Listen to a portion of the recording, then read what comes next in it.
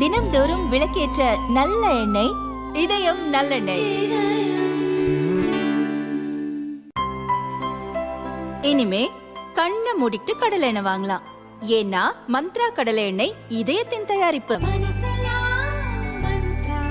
மதுரை மண்டல அமலாக்க அதிகாரி அங்கித் திவாரி லஞ்ச புகாரில் கடந்த ஆண்டு டிசம்பர் 1 தமிழக லஞ்ச ஒழிப்பு போலீசாரால் கைது செய்யப்பட்டார். திண்டுக்கல் அரசு மருத்துவர் சுரேஷ் பாபுவின் சொத்து குவிப்பு வழக்கை விசாரிக்காமல் இருக்க 20 லட்சம் ரூபாய் லஞ்சம் பெற முயன்றபோது அவர் கைதானார். மதுரை மத்திய சிறையில் இருக்கும் அவரது நீதிமன்ற காவலை 4வது முறையாக பிப்ரவரி 7 வரை நீட்டித்து திண்டுக்கல் கோர்ட் உத்தரவிட்டது. இந்த வழக்கை தமிழக லஞ்ச ஒழிப்புத் துறையிடமிருந்து சிபிஐக்கு மாற்ற உத்தரவிடக் கோரி சுப்ரீம் கோர்ட்டில் அமலாக்கத்துறை மனு தாக்கல் செய்தது. இந்த மனு நீதிபதிகள் சூரியகாந்த், KV விஸ்வநாதன் அமர்வில் விசாரணைக்கு வந்தது.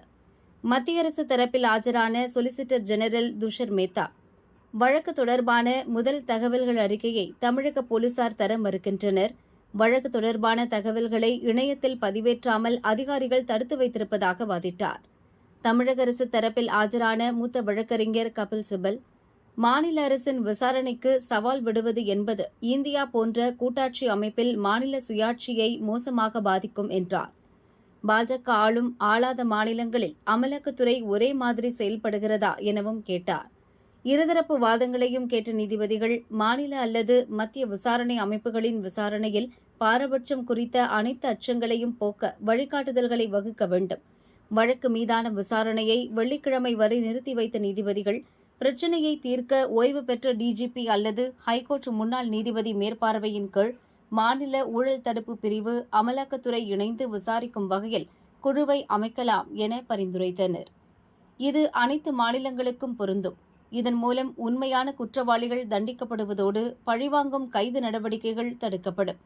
சிபிஐ, அமலாக்கத்துறை அலுவலகங்கள் நாடு முழுவதும் உள்ளது.